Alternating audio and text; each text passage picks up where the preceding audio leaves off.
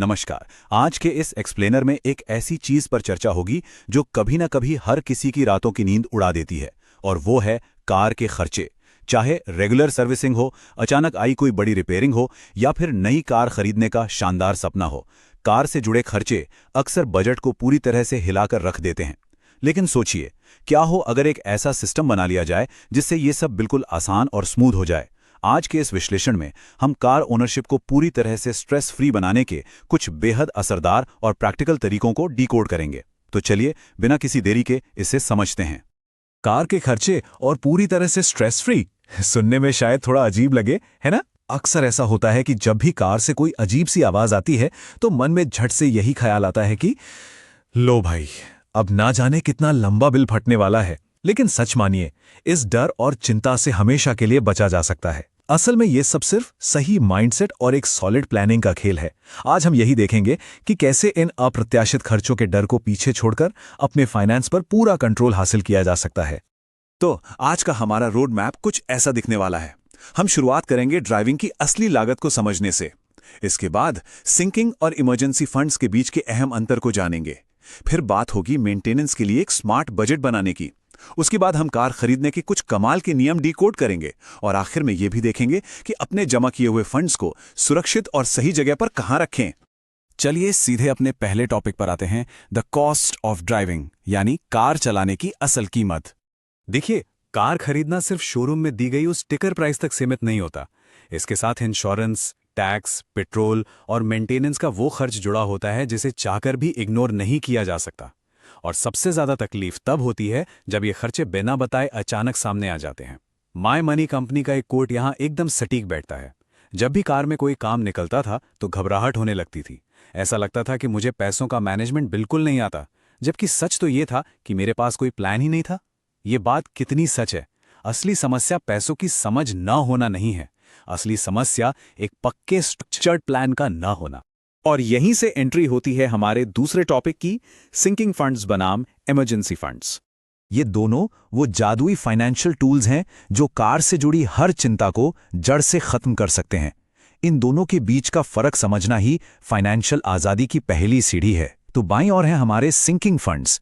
आसान भाषा में कहें तो ये वो पैसा है जिसे हम भविष्य के किसी तय खर्च के लिए धीरे धीरे जमा करते हैं, जैसे कार की सालाना सर्विसिंग या फिर नए टायर लेना। ये पूरी तरह से प्लान किया हुआ होता है। और दाईं ओर है इमरजेंसी फंड। ये हमारा सेफ्टी नेट है जो पूरी तरह से अचानक आने वाले बड़े संकटों के लिए होता है, जैसे कार का गियर बॉक्स ही फेल हो जाना या अचानक जॉब चले जाना। इसमें कम से कम 3 से 6 महीने का खर्च होना चाहिए। तो कुल मिलाकर बात यह है कि सिंकिंग फंड्स कार के लिए एक शॉक एब्जॉर्बर का काम करते हैं, ताकि छोटी मोटी चीजों के लिए मेन इमरजेंसी फंड को हाथ ना लगाना पड़े। अब बढ़ते हैं तीसरे हिस्से की तरफ, मेंटेनेंस के लिए बजट बनाना। अब जब सिंकिंग फंड का फंडा क्लियर हो गया है तो बड़ा सवाल ये आता है कि भाई इस फंड में आखिर कितने पैसे डालें, इसका अंदाजा कैसे लगाया जाए। इसका सबसे अच्छा तरीका है खर्चों को अलग अलग कैटेगरीज में बांटना। फाइनेंशियल एडवाइजर के इस बेहतरीन ब्रेकडाउन को देखिए। हम खर्चों को 3 बाल्टियों में डाल सकते हैं, सालाना, कभी कभार वाले और लंबी अवधि के खर्चे। उदाहरण के लिए इंजन ऑयल चेंज कराना एक सालाना खर्च है जिसमें लगभग $35 से $125 लग जाते हैं। ब्रेक पैड्स कभी कभार बदलते हैं जिन पर $100 से $300 प्रति एक्सल का खर्च आ सकता है। और टायर बदलना एक लॉन्ग टर्म खर्च है जिसमें $400 से $1000 तक लग सकते हैं। अगर इन सभी अनुमानित खर्चों को जोड़कर 12 से डिवाइड कर दें तो हमें वो सटीक रकम मिल जाएगी जो हर महीने सिंकिंग फंड में डालनी चाहिए। है ना, एकदम प्रिडिक्टेबल और आसान। और बजटिंग की इसी बात पर एक बहुत ही जादुई नंबर याद रखने लायक है, $500। अपने सामान्य इमरजेंसी फंड को छूने से पहले सिर्फ कार के लिए कम से कम $500 का एक डेडिकेटेड कार इमरजेंसी फंड बनाना एक बहुत ही स्मार्ट मूव है। अचानक टायर पंचर हो जाना या बैटरी का डेड हो जाना, ऐसी छोटी मोटी मुश्किलों को ये $500 का फंड हंसते हंसते संभाल लेता है और हमारी मुख्य बचत पर कोई आंच नहीं आती। चलिए अब आते हैं अपने चौथे टॉपिक पर, स्मार्ट कार खरीदने के नियम।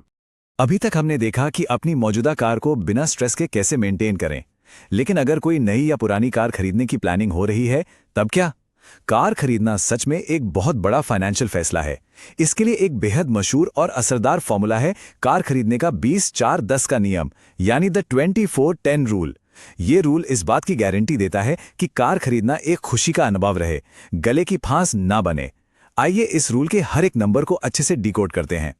इस रूल का सबसे पहला नंबर है 20। इसका सीधा सा मतलब है कि कार लेते वक्त कम से कम 20% का डाउन पेमेंट जरूर करना चाहिए। क्यों?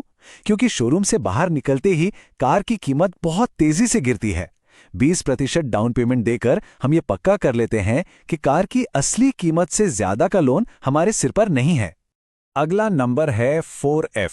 ये कार लोन के टाइम पीरियड को दिखाता है। इस नियम के हिसाब से कार का लोन 4 साल या उससे कम का होना चाहिए।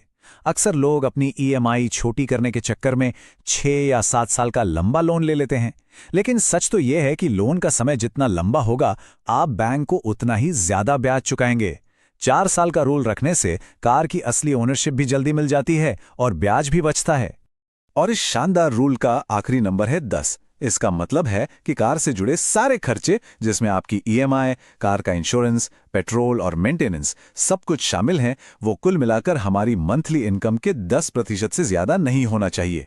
ये एक बहुत ही स्ट्रिक्ट लेकिन जबरदस्त नियम है। अगर कार का खर्च 10% के अंदर है तो महीने का बाकी बजट कभी नहीं बिगड़ता। अब ये सारा पैसा इकट्ठा कैसे हो, इसके लिए जेसिका का एक विचार एकदम सटीक बैठता है। वो कहती हैं, अगर हर हफ्ते सिर्फ $100 बचाए जाएं तो एक साल में $5,200 जमा किए जा सकते हैं, जो एक अच्छे डाउन पेमेंट के लिए काफ़ी हैं। ये हमें साफ तौर पर दिखाता है कि कैसे छोटी छोटी बचतें लगातार करने पर एक बहुत बड़ा रूप ले लेती हैं। कंसिस्टेंसी यानी निरंतरता ही यहाँ सबसे बड़ी चाबी है। और अब हम आते हैं आज के आखिरी और 5वें हिस्से पर, फंड्स को कहाँ पार्क किया जाए। सिंकिंग फंड का प्लान बन गया, डाउन पेमेंट भी जोड़ना शुरू कर दिया, लेकिन इस पैसे को रखें कहाँ? क्या इसे नॉर्मल सेविंग अकाउंट में छोड़ देना चाहिए? बिल्कुल नहीं, क्योंकि वहां से इसके अनजाने में खर्च हो जाने के चांस बहुत ज्यादा होते हैं।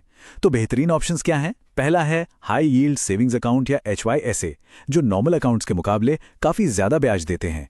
दूसरा है मनी मार्केट अकाउंट या MMA, जो अच्छे ब्याज के साथ साथ चेकबुक या डेबिट कार्ड भी ऑफर करते हैं।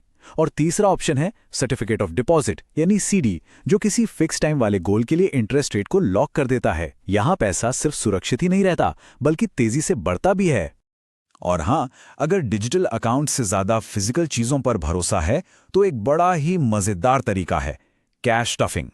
ये एक विजुअल बजटिंग का तरीका है जहां सचमुच के कैश को अलग अलग खर्चों के नाम वाले लिफाफों या बाइंडर्स में रखा जाता है।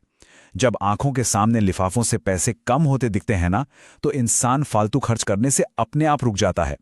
सिंकिंग फंड्स को ट्रैक करने का ये बहुत ही पॉपुलर और असरदार तरीका है। तो इस पूरी प्रक्रिया को आज ही कैसे शुरू किया जाए?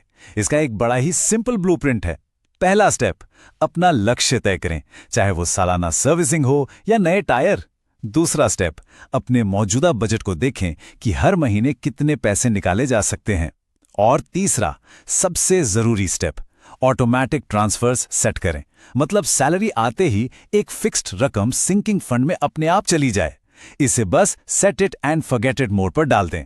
तो आखिर में एक सवाल जो हमें खुद से पूछना है, क्या कार का अगला अचानक आने वाला खर्च एक बहुत बड़ा फाइनेंशियल क्राइसिस बनेगा या फिर सड़क पर आने वाला एक मामूली सा स्पीड बम्प? इसका चुनाव पूरी तरह से आज की गई तैयारी पर निर्भर करता है। प्रोएक्टिव सेविंग्स, सिंकिंग फंड्स और 20-4-10 जैसे स्मार्ट नियमों के साथ कार ओनरशिप कभी भी स्ट्रेसफुल नहीं होनी चाहिए। बस इन चीजों को अपनाएं और अपनी फाइनेंशियल आजादी की तरफ कदम बढ़ाएं। इस एक्सप्लेनर में हमारे साथ जुड़ने के लिए बहुत बहुत धन्यवाद।